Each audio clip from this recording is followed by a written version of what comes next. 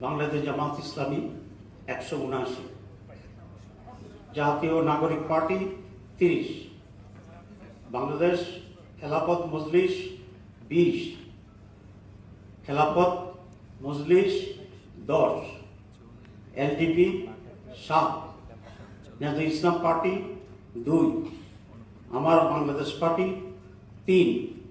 Bangladesh development party ২। আমাদের এই দলের ভিতরে বাংলাদেশ খেলাফত আন্দোলন আছেন, তাদের জন্য এই মুহূর্তে সিটের সংখ্যাটা আমরা নির্ণয় করতে পারিনি, কিন্তু তারা আমাদের শরীরের ভিতরে আমরা ঘোষণা করলাম। বাকি আসনগুলোই আমাদের আরও যারা শরীর আছে আমরা আশা করি